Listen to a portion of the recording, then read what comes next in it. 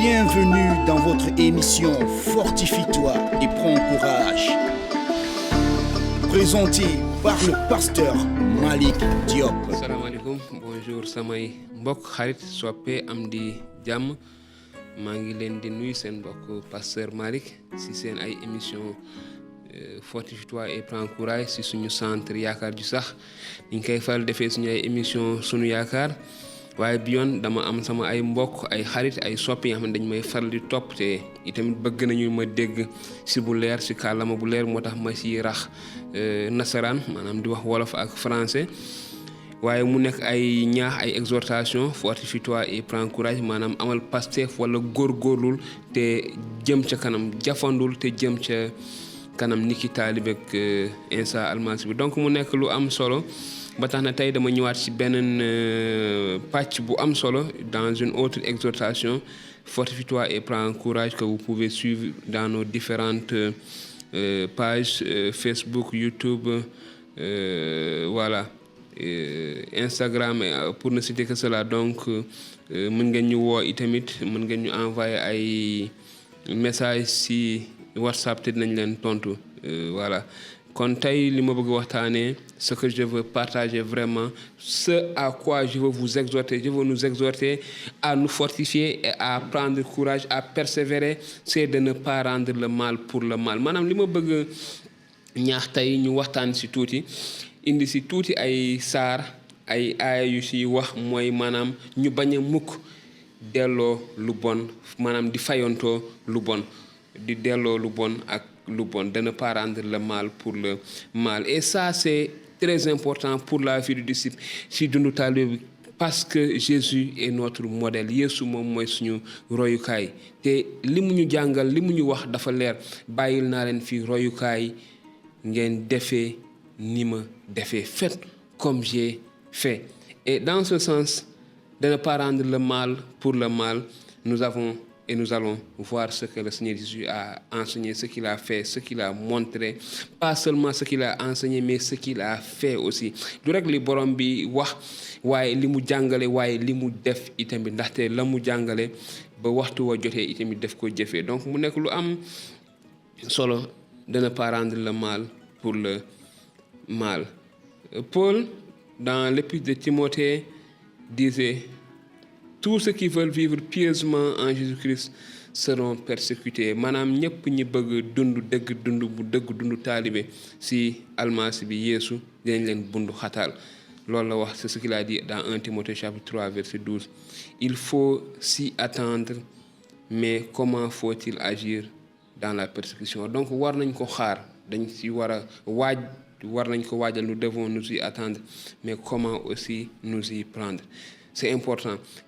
Quand nous savons les enseignements du Seigneur en tant que ses disciples bu ñu xamee ay njàngaleek borom bi kon dinañu si war a mën a bàyyi xel ba tax na bu jafe-jafe yi bu fitna yi ñëwee quand les persécutions viennent, quand la tempête s'abat sur nous, si déjà nous connaissons le Seigneur, si nous connaissons ses enseignements, voilà comment est-ce que nous devons nous y prendre, parce que le Saint-Esprit va nous rappeler, comme le Seigneur Jésus le disait, tout ce que je vous ai appris. Xel mu sell mi ma yónni bu ñëwee dina leen fàttali lépp li ma leen jàngaloon. Donc nous allons voir un peu ce que la Bible et ce que le Seigneur Jésus dit sur ce point-là de ne pas rendre le mal pour le mal. Li borom bi wax bañ a delloo lu bon ak lu bon. C'est très difficile de ne pas rendre parfois le mal pour le mal en tant que des humains, mais en tant que des disciples de Jésus, c'est possible et c'est à cela que le Seigneur nous appelle. Si àdduna bi dafa jafe tey bañ a fayontoo lu bon rawat na mais nag niki ay taalibe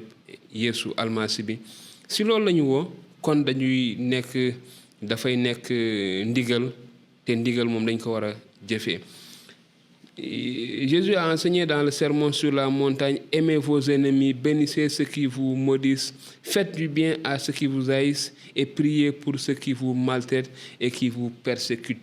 Léglul li Insa Almasi bi jàngale mu neex lool boo koy déglu sax boo koy jàng sax vraiment da lay yóbbu fu sore da lay yóbbu boo ko jëfee da lay def beneen nit tey soppi sa dund. Mu ni aimez vos ennemis, bëgg leen seeni noonu, bénissez ceux qui vous maudissent, mu ni barkeel leen ñi leen di móolu maanaam ñi leen di rëbb, faites du bien à ceux qui vous haïssent, defal leen lu baax ñi leen bañ, et priez pour ceux qui vous maltraitent te ngeen ñaanal ñi leen di bundu xataal ak di leen toroxal loolu la borom bi Yeesu wax si Matthieu saar juróom ay ñeent fukk ak ñeent Matthieu chapitre 5 verset 44 donc mu jox ñu misaal il nous a donné un exemple comment est-ce que nous devons faire quand on est persécuté quand nous sommes maltraités quand les ennemis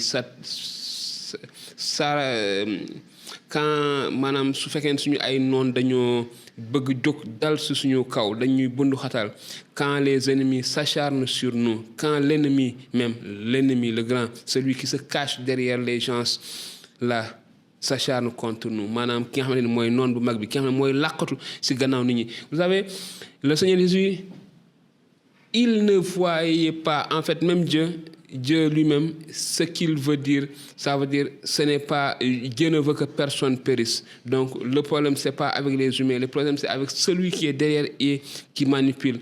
Pourquoi le Seigneur Jésus a dit, nous devons prier pour ceux-là qui font ces choses. Parce que qui n'est que si c'est un gannaaw, qui n'est que si mon c'est celui qui est derrière eux qui les pousse à cela. Lui-même a donné l'exemple à suivre borom bi Yeesu jox na misaal bi ñu war a topp ñun ñëpp xam nañu misaal boobu bi ñu ko dee daaj ci bant ba bi ko nit ñu jàppee def ko wax ko sosol ko yóbbu ko ci bant ba di ko daaj lorsqu'ils l'ont accusé ils l'ont maltraité comme une brebis selon Ésaïe 53 n'est-ce pas ils l'ont amené pour le crucifier. Qu'est-ce que le Seigneur Jésus a dit lan la borom bi wax sur Luc chapitre 23 verset 34 il dit Père pardonne-leur car ils ne savent pas ce qu'ils font mu ni bàyyi baal leen ndaxte xamuñu li ñuy def nit ñi doon def xamuñu li ñuy def mais ka ca gannaaw doo leen puus moo doon problème moo tax yàlla waxoon Yeesu doon ñaan ngir yàlla baal nit ñooñu ko doon voilà yóbbu ci wutaray mu nekk lu am solo waaye ba tey toujours en tant que des disciples nous devons connaître la parole de Dieu pour être des bons disciples ngir ñu nekk ay taalibe dëgg dañu war a xam kàddu borom bi te li borom bi jàngale ci kàddoom dafa am solo ñu bàyyi ci xel ñu xoolaat li nga xam ne moom la wax mu ni ne rendez à personne le mal pour le mal ci Romain mu ni bu leen fayontoo bu leen delloo kenn lu bon ci lu bon ku la def lu bon maanaam s'il est possible autant que cela dépend de vous soyez en paix avec tous les hommes mu ne su mënee nekk li fekk mu ngi wekku si yéen li fekk si yéen la dépendre nekk leen ak jàmm am leen jàmm ak nit ñëpp mu teg si ne yamul foofu de si ton ennemi a faim bu sa noon xiifee donne-lui à manger jox ko mu lekk s'il a soif donne-lui à boire su maree nga jox ko bu naan ne te laisse pas vaincre par le mal bul bàyyi lu bon mu noot la mu gañe la mu am ndam si yow ne te laisse pas vaincre par le mal ne te laisse pas vaincre par le mal mais surmonte le mal par le bien mu ni waaye amal ndam si lu bon si kaw lu baax maanaam ki lay def lu bon yow dee ko xëpp rek lu baax lu mu lay gën a def lu bon dee ko def te di ko defal lu baax loolu la ñu borom bi woo si loolu à ça que nous sommes appelés dans 1 Corinthiens chapitre 4 versets 12 et 13 nous sommes appelés à ne jamais surtout ne jamais rendre le mal pour le mal mais nous devons surmonter le mal par le bien. Voilà ce que le Seigneur nous laisse comme héritage, voilà ce qu'il nous donne comme commandement et voilà là l'exhortation que j'ai vraiment, que le Seigneur a mis dans mon cœur de partager avec nous, chacun d'entre nous, que nous puissions à chaque fois que les tempêtes s'abattent sur nos vies, que nous puissions nous rendre compte que l'ennemi, ce n'est pas la personne que tu as en face. L'ennemi, c'est celui qui est derrière cette personne-là. Le combat que nous avons à mener, cette guerre-là, ce n'est pas une guerre charnelle, c'est une guerre spirituelle. Diggante ay voilà seytaane la ay rabi seytaane ñoom ñooy xiirtal nit ñi si ñun donc nous ne devons pas rendre le mal pour le mal. Dieu veut que tous les hommes soient sauvés. Yàlla dafa bëgg nit ñëpp mucc ñi ñëpp xam ko loolu la yàlla bëgg bu ñu ragal nañu def rek li nga xamante ni moom lañu borom bi sant lim ñu sant ne mu ni ne vous vengez point vous-même bien-aimés, mais laissez agir la colère de Dieu. Bu leen fayantoo, bu leen fayu, waaye bàyyi leen lépp ci loxo Yàlla, car il est écrit: à moi la vengeance, à moi la rétribution, dit le Seigneur. Man maa yore àtte, man maa yore fayu. Donc dafa nekk lu am solo. Ne nous laissons pas intimider, bu ñu bàyyi nag ñu ñuy tuutal, bu ñu bàyyi ñu ñuy xoqatal. Ça c'est très important, au point où nous allons cacher notre identité. Ça c'est important. Ne nous laissons pas intimider au point de ñu ñuy suufeel di ñu tuutal. L'un des buts de la persécution est de faire taire les chrétiens. Mooy noppiloo ñu la ñu bëgg si xoqatali, si suufeeli, si ndawali, si wàññi ñi ak loolu yëpp ñàkk ñu parfois yëg. C'est ça, le but c'est de nous intimider, c'est de nous faire taire. C'était le cas au début de l'église, n'est-ce pas, de l'église primitive.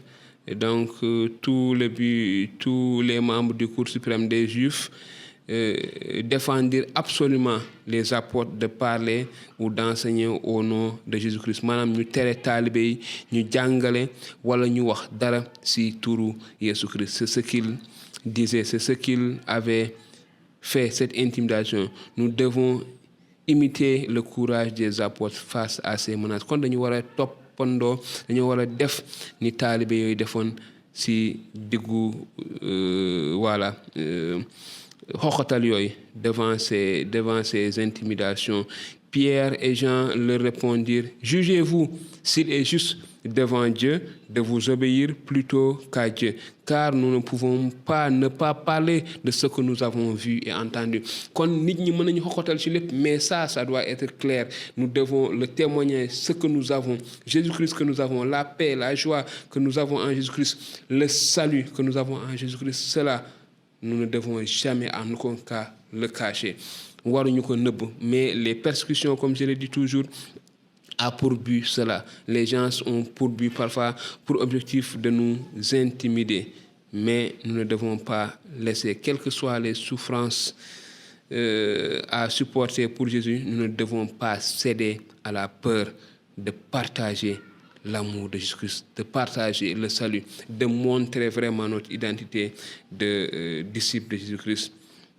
Donc, Paul avait dit: je suis prêt non seulement à être lié, dans Actes chapitre 21 verset 13, il disait: je suis prêt non seulement à être lié, mais encore à mourir pour le nom du Seigneur Jésus. Donc c'est ça, nous ne devons pas rendre le mal pour le mal, nous ne devons pas mais céder à l'intimidation. Donc dañoo war a pare ni ko Paul waxee, pare naa waxuma rek sonn ñu bundu xataan, waaye pare naa sax ngir dee ngir borom bi Yeesu. Loolu dara du ko dindi. Il ne faut pas que la peur de la douleur, de la prison ou de la mort nous pousse à renier notre Seigneur Jésus-Christ. Donc du maanaam jafe-jafe yi, xoqatal yi, wala ragal jafe-jafe yi, mettital yi, bedd yi ak yi ni mel warul tax mukk ñu dellu gannaaw ci suñu ngëm, ci suñu mbëggeel jëmale ci borom bi Yeesu.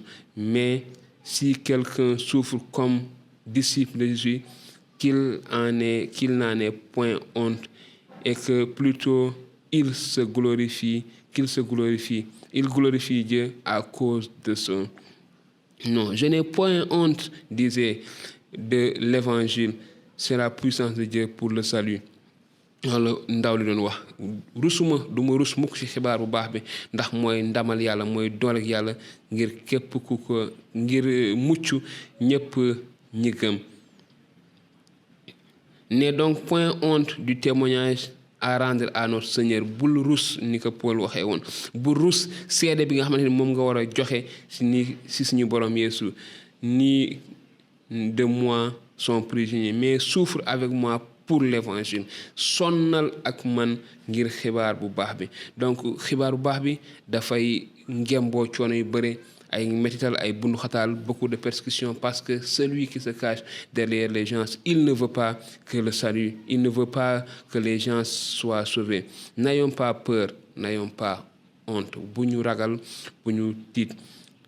Lu am solo, c'est avec beaucoup de persécutions que nous allons entrer dans le royaume de Dieu. C'est ce que la Bible nous dit. Ak ay jafe-jafe yu metti lañuy duggee ci nguuru Yàlla. Donc comme je le dis, jihaad la jihaad bi maanaam dañuy xeex ak suñu nafsu xeex ak nit ñi xeex ak bëgg-bëgg yi nga xam ne moom la àdduna bëgg ñu imposer bëgg ñu teg waaye si biir lépp dafa am la xam ne moom la borom bi xaar suñu daf ñu segg sellal ñu te daf ñu waajal il a fait de nous ses disciples et il nous a laissé un exemple à suivre.